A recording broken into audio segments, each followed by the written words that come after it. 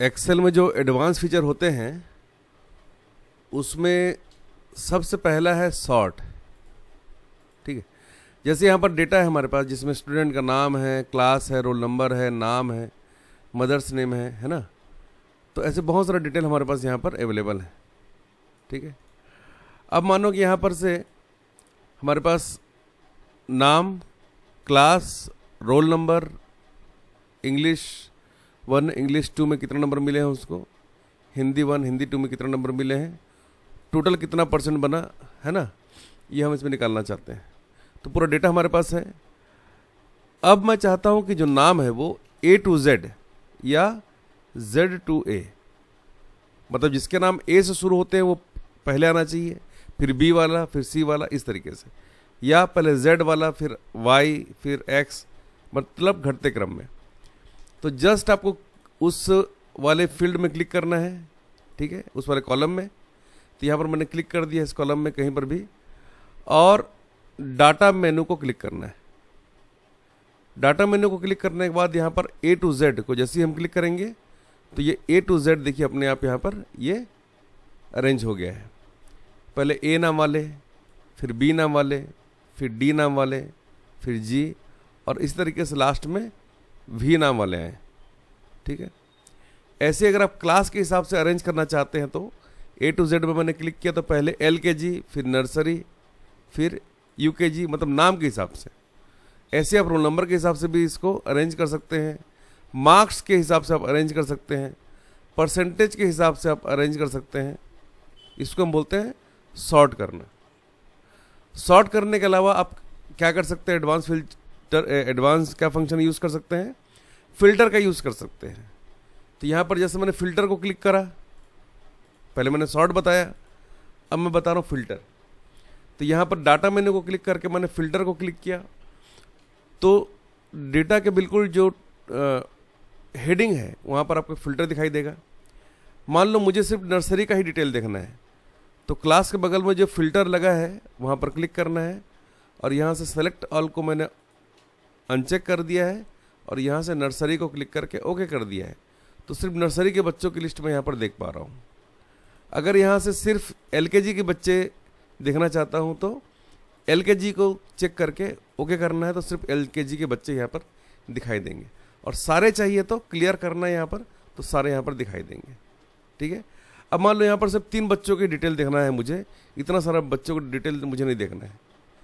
तो student name वाले filter को क्लिक किया मैंने, और सेलेक्ट ऑल को अनचेक करने के बाद 3 बच्चे, अर्नव, आरव, ठीक है, समर्थ और विराट साहू को मैंने सेलेक्ट करके ओके कर दिया।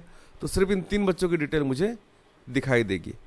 या मुझे सिर्फ उन बच्चों की डिटेल देखना है जिनको A मिला है, तो यहाँ पर ग्रेड को क्लिक करने के बाद मुझे सिर्फ A को चेक करना है और ओके करना है। उन सभी बच्चों की लिस्ट आ जाएगी जिनको A ग्रेड मिला है। ठीक है, मान लो मैं चाहता हूँ कि उन बच्चों की लिस्ट देखना जिनको 70 से ज़्यादा % मिले हैं, तो परसेंटेज में क्लिक करने के बाद यहाँ पर मुझे 70 से ज़्यादा जिनको मिले हैं उनको बस सेलेक्ट करना है, बाकी को सेलेक्ट नहीं करना है। तो यहाँ से 70 से ज़्यादा जिसको मिले हैं मैं सिर्फ उन्हीं बच्चों के मार्क्स को यहाँ पर चेक कर देता हूँ। तो उन बच्चों की लिस्ट मैं यहाँ पर अब बहुत आसानी से देख पाऊँगा। इस प्रकार से मैं फ़िल्टर का यूज़ कर सकता हूँ। ठीक है, तो देखिए यहाँ पर सारे बच्चों की लिस्ट दिखाई दे रहा है। क्लियर में क्लिक करेंगे तो सारे बच्चों की लिस्ट एक साथ दिखाई देगा। ठीक है, अगर हम चाहते हैं कि उन बच्चों की लिस्ट देखना जिनको हिंदी में, हिंदी 1 में 30 से अधिक नंबर मिले हैं, तो यहाँ पर फिल्टर को क्लिक करने के बाद नंबर फिल्टर में जाना है, और ग्रेटर देन और इक्वल टू 30 या 30 ज़्यादा नंबर मिला है उन सभी बच्चों की लिस्ट अब आपको यहाँ पर दिखाई देगी। इस तरीके से हम फिल्टर का यूज़ कर सकते हैं। अब मानिए कि आप चाहते हैं कि इस डेटा को हम लॉक करके रखें ताकि हर कोई इस डेटा को खोल के देख ना सके, ओपन ना कर सके इस फाइल को। तो क्या करेंगे, हम जाएंगे यहाँ पर और ऑफिस बटन को क्लिक करेंगे, प्रिपेयर में जाएंगे और यहाँ से इनक्रिप्ट डॉक्यूमेंट को क्लिक करने के बाद एक पासवर्ड दे देंगे। ठीक है। सेम पासवर्ड एक बार और देना है, एक बार और लिखना है और ओके कर देना है। अब इस फाइल को मुझे सेव करके बंद कर देना है। जब भी इस फाइल को दोबारा खोला जाएगा ये फाइल ओपन ही नहीं होगी, ठीक है। जब इसमें सही पासवर्ड डाला जाएगा तभी ओपन होगा, गलत पासवर्ड डालेंगे तो ओपन नहीं होगा, ठीक है। तो आपको सही पासवर्ड डालना है तो ये फाइल ओपन हो जाएगी। अब इसमें आप चेंजेस भी कर सकते हैं, इस फाइल को पढ़ भी सकते हैं और इस फाइल में कोई बदलाव भी कर सकते हैं।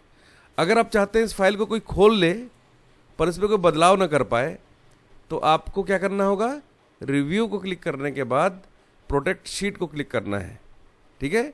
सारे चेक बॉक्सेस को अनचेक करना है और यहाँ पर एक पासवर्ड डालना है, फिर से वही पासवर्ड डालना है दोबारा से और ओके कर देना है। इससे क्या होगा, इस फाइल में कोई चेंजेस नहीं कर पाएगा। अगर कोई चेंजेस करना है तो अनप्रोटेक्टेड डॉक्यूमेंट में क्लिक करना है और अनप्रोटेक्ट शीट को क्लिक करना है, सेम पासवर्ड दोबारा से आपको डालना है, तब वो उसमें कोई चेंजेस कर पाएगा, ठीक है। ऐसे ही अगर इस लॉक को हटाना है जो आपने शुरू में डाला था तो इनक्रिप्ट डॉक्यूमेंट में जाने के बाद इस पासवर्ड को आपको रिमूव कर देना है, ओके करके फिर से सेव कर देना है। तो अगली बार इस फाइल को जब खोलेंगे आप तो यहाँ पर कोई पासवर्ड आपको डालने की ज़रूरत नहीं पड़ेगी, ठीक है। इस तरह के एडवांस बहुत सारे इसमें फीचर होते हैं जिसका आप यूज़ कर सकते हो। जैसे एक एडवांस फीचर बताता हूँ, उसका नाम है एडवांस फिल्टर। इसके लिए शुरू के 2 रो आपको सेलेक्ट कर लेना है और कॉपी करके बिल्कुल नीचे यहाँ पर आपको उसको पेस्ट कर देना है, ठीक है।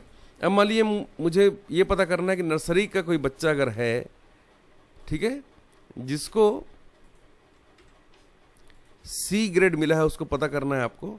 तो मैंने यहाँ लिख दिया है सी इंग्लिश के ग्रेड में और क्लास में लिख दिया नर्सरी और डाटा मेन्यू को क्लिक करके एडवांस को क्लिक करना है। फिल्टर में एडवांस फिल्टर, पहले वाले सेल में पूरे डेटा को सिलेक्ट कर लेना है। ऊपर मुझे डेटा है, वो पूरा डेटा मैंने सेलेक्ट कर लिया है, देख लो आप। और सेकंड वाले सेल में, सेकंड वाले बॉक्स में मुझे ये नीचे का 2 रो सेलेक्ट कर लेना है। ओके करेंगे जब आप तो ये उन सभी का डेटा दिखाएगा जिनको नर्सरी क्लास में सी ग्रेड मिला है। इस तरीके से आप एडवांस फिल्टर का भी यूज़ कर सकते हो, ठीक है। ऐसे बहुत सारे एडवांस फीचर होते हैं जिनका यूज़ करके आप एक्सेल में अपने काम को आसान बना सकते हैं।